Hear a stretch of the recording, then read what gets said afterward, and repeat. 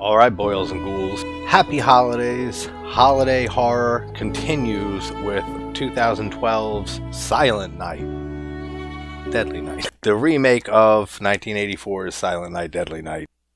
I don't see this movie as much of a remake. I mean, if you consider having a killer Santa Claus going around killing people on Christmas, then it's a remake.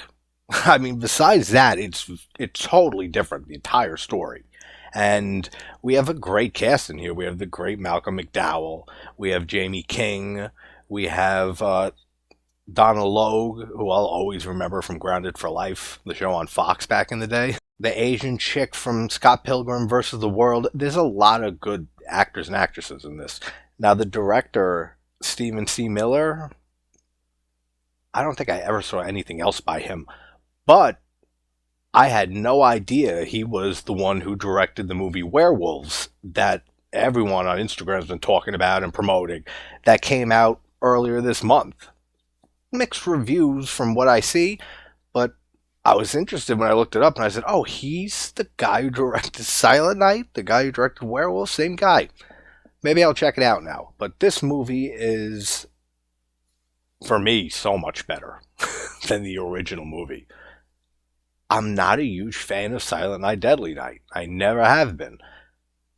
I don't love it as a slasher film. I watch it every December, close to Christmas, because it's a great holiday horror movie. But as a slasher flick, the kills aren't that great. You have the Linnea Quigley nude deer antler scene, which we get an homage to in this. There's a lot of great homages in this movie to the original. So, I mean, it is a remake, but I still don't really look at it as one because the story is completely different. But the best thing this movie has going for it is the kills. The kills in this movie are brutal, vicious, evil. Those are all the words you could use to describe the kills in this movie. They are so much more intense in this film and better kills and everything than in the original movie. And yeah, I know I had the Silent Night music playing at the beginning of the Black Christmas video, but the movie's called Silent Night, so I mean, I kind of shot myself in the foot using it for Black Christmas. Well, yes, but I'm afraid I prematurely shot my wad on what was supposed to be a dry run, if you will, so now I'm afraid I have something of a mess on my hands. It's just there's so many poorly chosen words in that sentence. But I hope you enjoyed it again. So let's deep dive into 2012's Silent Night. So just the look of the Santa in this movie, I love it. I think it's so much better than Billy with a fucking Santa outfit and a beard. He's got the creepy Santa mask. That adds a lot to how fucking eerie this dude is. And adds to the brutality of the kills, because this guy is pissed throughout this entire movie. This is one pissed off Santa Claus. I forget the reason why. It's been a while since I've seen this, but something, he's the son of somebody who was killed tragically and he went crazy. I'm pretty sure that's it, but I don't remember any of the details. Let me say this though, Jaime King is so fucking gorgeous in this movie. There's a lot of hot chicks in this movie. From what I remember, the wood chipper one, hottest in the movie. Best kill in the movie too, and that one is hard to watch. And that doesn't happen really with me with kills in movies at all, anything. That's just evil. That kill, we'll get to it, but that is a great fucking kill. But we open up with a great kill. We got the up on the housetop, reindeer playing and shit in the background, and we see the killer Santa. Mask on, he's putting the outfit on, getting ready, and he goes down to the basement, and one of the deputies, I think he is, right? Yeah, because he goes missing. So Aubrey has to fill in for him on Christmas, and she just lost her husband, and Malcolm McDowell is the sheriff. He is such a prick in this movie. He don't give two shits. Calls her up, says, you gotta come in because the guy who gets killed in the beginning is missing. He didn't show up. And she says, this is a hard day for me. It's the first Christmas without my husband. And he just says, all right, can't wait to see you, and it hangs up the phone. Prick. The deputy who gets killed in the beginning has Christmas lights wrapped all over his head and his body, and he's fucking some woman at the house here, but she's married, and at first he thinks that he's tied up from this guy dressed as Santa Claus because he might be the husband, and then he realizes that it's just a sick fuck. And then he has the axe in his hand, that looks cool, and then he goes the unexpected route instead, and just flips on a battery it's attached to or something, and electrocutes the shit out of him. Now, I always say electrocution kills don't do much for me in movies. It's a handful, maybe 5. This one's good. I mean, it's festive. That's something that you can give a positive to it for. And then the woman that he was cheating on her husband with, she's tied up upstairs. We don't see what happens to her. Then Sheriff Cooper is Malcolm McDowell's name. That's when he places the call to Aubrey and says, you better get your ass to work. Because Jordan, that's the guy's name, Sheriff Jordan isn't here. Yeah, because his ass is murdered. One thing I love about this movie is the pacing. It's great. Like, things just kick off right at the beginning there. And then we just have great murders and stuff throughout the entire film, pretty much. There's not a lot of downtime in this movie, which is something that I feel Silent Night, Deadly Night, the original, has a decent amount of downtime. So Aubrey heads out to the station. She says goodbye to her father, who's a retired sheriff. So she feels she has to live up to him and her mom, and says we'll spend the tomorrow together or whenever she gets home. And then we see this teenage girl arguing with her mom. What a bitch. She really is. The things that she's saying to her mom, she's like, I want a present. Let's go shopping. She wants to go shopping or something. And she tells her mom to give her money. And she says, Christmas is soon, and you're going to get presents from Santa. And do I look like I believe in Santa? Go get your purse. We're going out. That bitch would be sent right up to her room. Christmas is canceled. But then she opens the door after seeing someone dressed as Santa, creeping around outside. And she says, oh, it's the Salvation Army. And she opens the door and says, do you have something for me? And the Santa starts rummaging around his sack. He pulls out a cattle prod and stabs her in the chest and murders her. So you guys know it's always great when a kid is murdered in a horror film for me. So love it. I'm not going to say she deserved to get murdered, but she mentions see at the Santa parade. I don't remember exactly what the Santa parade entails, but to me that sounds like a parade full of a bunch of Santas walking around. That sounds like a terrible idea, because no wonder that bitch girl didn't believe in Santa. If they have 100 Santas walking down the streets around Christmas time all the time, aren't they going to say but there's a bunch of them? So how does that work? It doesn't matter, but I'm just saying, bad idea if you want the kids in your community to believe in Santa to a healthy age. Then Aubrey stops at a church and talks with this priest, and shocking twist, he's all molesty and rapey, saying if you need anything at all, I'm here for you, anything. And then creepily looks at her when she says I'm going to be late, gets up and walks out. That priest can't even act Christian on Jesus' birthday. So Aubrey has to respond to a call about Santa in town making the kids cry. Now, I don't remember. I'm guessing the killer Santa came by and made some of them cry, and because I don't see Donald Logue, he plays Santa here. I don't see him making people cry, even though he is saying stuff to this one kid, saying, you're going to get everything on your Christmas list, but make sure all the presents are under the tree tomorrow. If not, then your parents sold that shit on eBay. All of that's gold. He's so funny in this. He's funny all the time. But he has some great lines. She's asking what his name is, and he says Santa Claus. And back to my stupid point for no reason, he even says his name is Jim Epstein, which I thought of Epstein and I laughed. He says, you can call me Jim if you want to ruin the childhoods of all the kids out there and make them not believe in Santa. So then what the hell is a parade full of Santas going to do? Isn't that going to do the same shit? Whatever, it doesn't matter. Another thing I'll say about this movie, I love how it looks. It's, first of all, the Christmas aesthetic. It's not, great. It's not like Black Christmas 2006, even though I said that's a little overboard at times. but it is Christmassy. The lights, the trees everywhere in town, Santa in his get-up here. But the actual look of the movie, it's very polished, but in a good way. Like, it's not over-polished in any way, which I feel Black Christmas 2006 kind of suffers from that problem a bit. This looks really, really good. I like the cinematography in this. And then we get a nice homage to the original with this teenager who's with his catatonic grandfather. And we get a little recreation of the famous scene with that, one of the scariest grandpas in horror from Silent Night, Deadly Night, saying, Christmas Eve is the scariest damn night of the year. And he tells him not to go out. If you see Santa Claus tonight, run. And then he goes catatonic again when the nurse comes in. So, cute. Nice homage. This woman can't catch a break, man. Aubrey, on Christmas, all day long. First of all, she lost her husband. 2, this is her first Christmas without her husband. 3, she gets called into work. It's supposed to be a day off.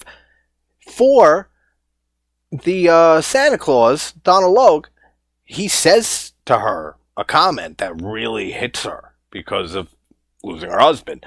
He says, how come you're not home making cookies with the hubby by the fireplace? And she's like, what did you just say to me? She's about to like explode on him, and then she gets a call. And on top of all that, she has to go to this house while she was just with Santa Claus because some other guy's busy at the station. So she has to get up and get in her car, go over to this house that smells like shit, and we find out it's the house, it's abandoned. So I guess these people were fucking in an abandoned house from the beginning, who got electrocuted with the Christmas lights. And the woman, I don't remember her name again. All of that she's dealt with, and she hasn't even started getting chased by a murderer yet. So Aubrey discovers the bodies. First Jordan's, calls it in, and then Brenda, that's it. I was going to say the Asian chick from Scott Pilgrim Saves the World. Brenda, that's her name. She says you probably shouldn't search the house, wait for backup. She goes up and she finds the woman's body everywhere. This woman's dismembered. She has parts all over the room. And are you fucking kidding me? What a stupid jump scare. They called for backup. Brenda said on the phone, the sheriff, I'm going to tell the sheriff, so he should be on his way. She's in this room. She just found the dismembered corpse of this woman. And she's backing up, her gun's drawn and everything. Backs up, and we get the jump scare that we're so used to and been beaten over the head with a million times by now. When it's someone you know and it startles them. He's a sheriff. Right? I mean, he's a sheriff. She's a deputy. She has her gun drawn. And he just creeps on her? And then she sees him a second later and turns with the gun. And he says, whoa, calm down. Are you serious? Come on. I mean, this stuff, little stuff like this, it really does bother me. Because no cop is acting like that. You make your presence known. This guy knows that she's in this house with 2 dead bodies. There could be the murderer still in the house. He easily could have got shot in the head if she was a good cop. And not just my thoughts and words. The sheriff says it. He says that you're not cut out for this. Like, this is not a job for you. Like, you're not the hero. That's my job, is what he says. So he knows she's not a good cop either. Watching this on Tubi, they want me to tell you, buy some shit, I don't know. But it made me think, have we ever had a serial killer or a spree killer dressed as Santa Claus? I've never heard a true story, like actual events that occurred, of a murder spree by someone dressed as Santa Claus. You would think with all the movies that we have with killer Santa Claus on Christmas killing people, that we would hear more real life murderers saying to themselves, you know what? I'm going to kill a bunch of people, then I'm going to be cheery about it. I'm going to dress up like Santa. You never see that, but movies back on. Then we're at a motel, and we got 2 hot chicks in there. I said the dark-haired one is just, oh, what a body on her, too. She got her tits out. They're filming like a porn shoot.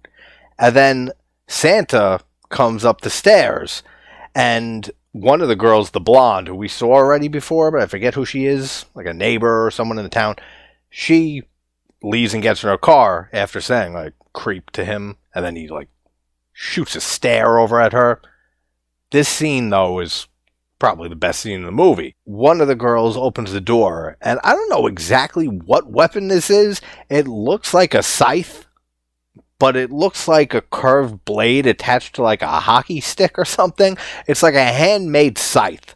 And he just stabs this woman in her chest, and it lingers on, and he's jiggling it a bit. That looks really good. And then the dark-haired one sees, because she's getting her picture taken, the guy has his back turned, and he says, run. And she runs into the bathroom. He gets the sickle thing, like, stabbed in the general location of his cock. And then Santa tries strangling the dark-haired one in the bathroom, and the guy somehow got a gun, even though his dick is ripped to shreds, and he blew a hole in the wall, and that gives her time to escape. Now, she's just in her panties, and she starts running, trying to look for help. And then he cuts her foot off, and she falls to the ground. And even without a foot, man, I'd still... But then he takes her to the wood chipper, and the way this actress put this performance on, man, I said it's hard to watch. It's so vicious. Throws her foot into the wood chipper, and then she's screaming, and then puts her in there and just shoves her down into the wood chipper.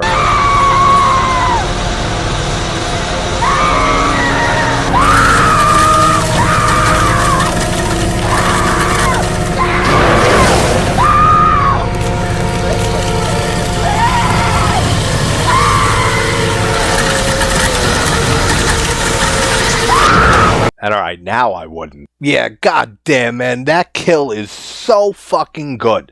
That kill is better than all the kills in the original Silent Night, Deadly Night put together. Like, 100%. And then the great shot we get from the view of the compactor, like when she went down it, looking up at the Santa, and he has the blood all over his beard and the mask all over him. I mean... It looks really good. And the score is really good throughout that whole chase sequence, and it gets very tense. It's an excellent scene. And then, I don't know why every slasher movie, partly know why, because Scream from 96, that kickstarted all that. Every slasher in the 2000s, it feels like, has the murder mystery involved, and the red herring people that are there, just to throw you off, even though you know they aren't the killer. Even in a killer maniac Santa movie, there has to be a few red herrings and people they suspect. Then we have the reveal at the end. It can't just be a maniac Santa and we get no resolution on who he is. But Aubrey and the sheriff and all the other cops, they start finding all these bodies at the motel. The 14-year-old kid who we're happy was killed. Then they try to set up those red herrings. Is it the weird-ass perverted priest guy, or is it Donald Logue's character? He's a drunk who plays Santa Claus. Could it be him and some drug dealer? It's not bad or anything, but I just feel like it's not needed. I would have preferred just having a maniac on the loose, dressed as Santa, brutally killing these people with no motive. I think it would have worked better with this movie. We get another jump scare. This one's a lot better. At least it's not a friend or something like that, someone they know. But Brenda, Aubrey, and Sheriff Cooper are watching the tapes from the motel, the porn that they were shooting, to try to see if they caught it on tape, the murders.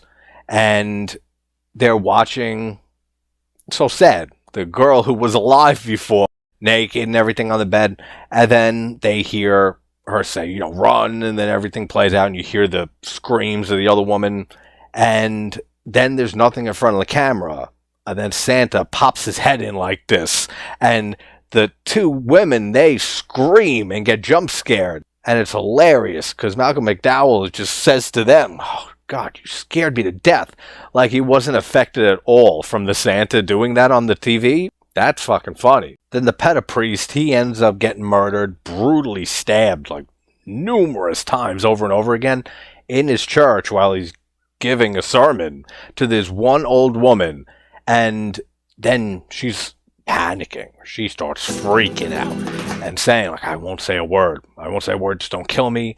And then he hands her something. I couldn't tell what it was, but hands her something, and she goes, and then it cuts to the next scene. So he lets her live, because this is like the original. He is killing people who are naughty. I mean, the priest is a fucking creep. The porn girls and the guy making porn, I think Santa's being a little too judgy here. The couple cheating at the beginning of the movie. So he's killing naughty people. So he lets the old woman live because she didn't do anything naughty this year. Alright, now I remember. Because the scene played out and the guy said it.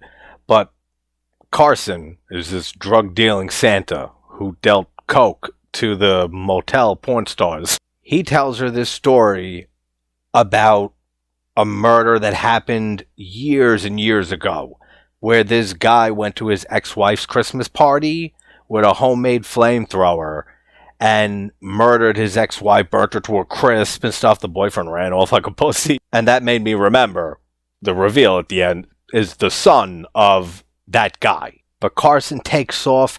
She's close in pursuit, and then she chokes, and he gets away.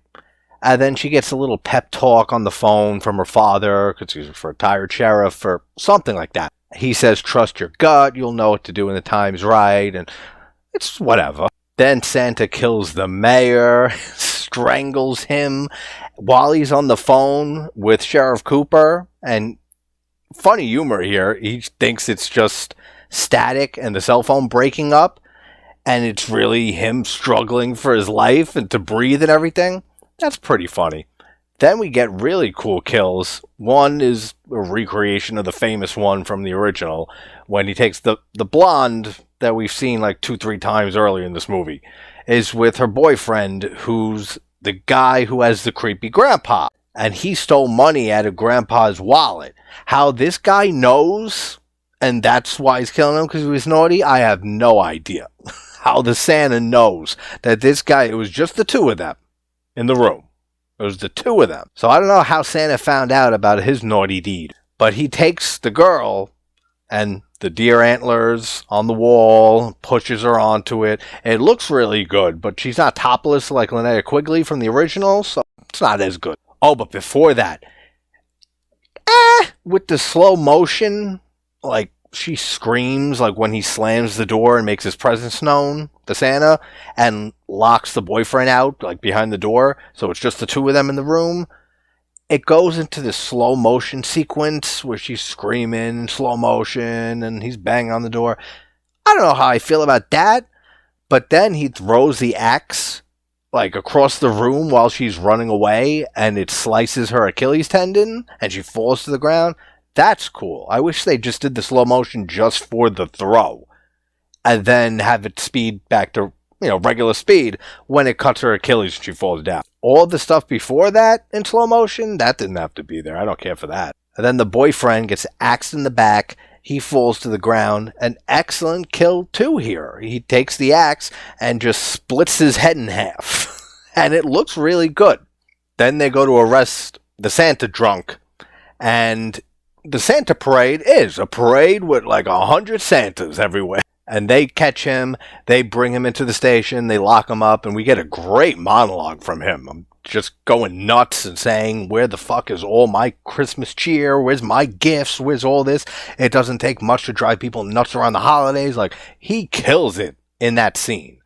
And then they lock him up, and she's feeling like it ain't right either with him. Then she goes over to Carson, the drug dealer's place, and pulls a gun on him, says, put your hands up. He pulls out a gun, says that you don't have it in you, and she ends up blowing him away, shooting him in the head.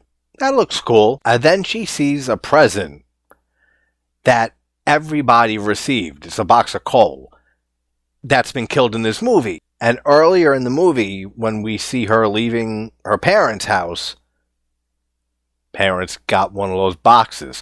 So she starts racing home. Man, it's sad when Aubrey gets to her parents' house and it's a dark room and she sees her dad sitting in the chair and she comes around and great shot. He's gutted Like, he's just completely gutted. I don't know if there's candy cane shoved in there. Say, it looks like something. And she starts crying, breaking down. But it's a very cool shot with the light that's coming through the window and, like, illuminating the gore on him. That's well done. Then we get the police station. They all get wiped out. Like, every one of them. Sheriff Cooper, some other dude who gets an axe right to the face. That looks pretty good. And Donald Logue, crazy drunk Santa, real Santa, well, fake Santa, killer Santa, ends up letting him out of a prison cell. Then they get in a brawl. We get a Santa battle in this movie. I mean, this movie's so much fun. And I like how the power goes out. He shuts the power in the police station. And the emergency lights kick on. And they're green and red. So it's just green and red lighting throughout the police station.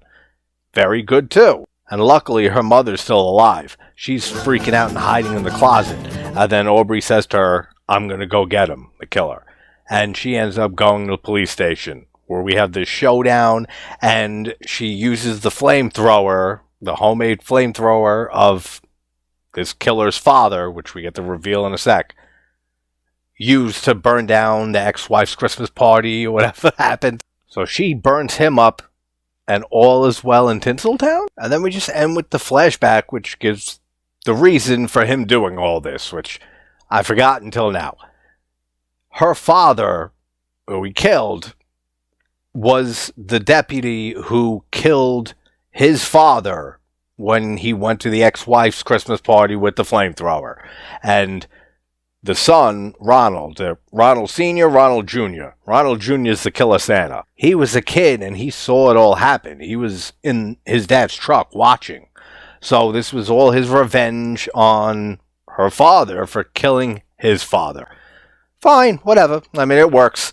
Then he survives and he drives off in his truck. And the movie ends. So, Silent Night, 2012. Yeah, I prefer this in every way, pretty much, to the original. Like I always say, what I look for in a slasher film is the kills. And nudity, and the good killer, who's very creepy in this, the way that he looks, the Santa with the mask. Nudity in this is great. The kills are brutal. It's a great slasher movie, and this is a great holiday horror film. But alright guys, hope everyone has a great Christmas and holidays with their family and loved ones.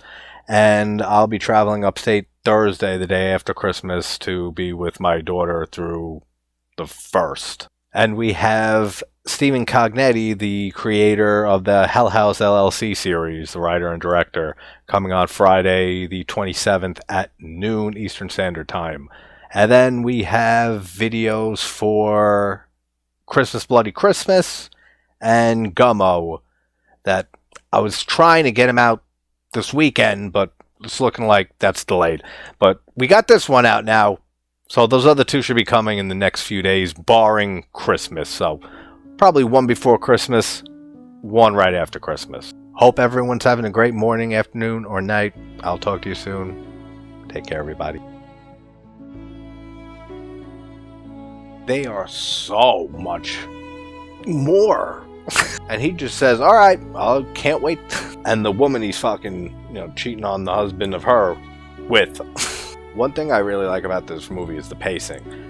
It starts off right. So Aubrey heads off to the station, and she's at. The guy can't even be a Christian on Jesus' birthday.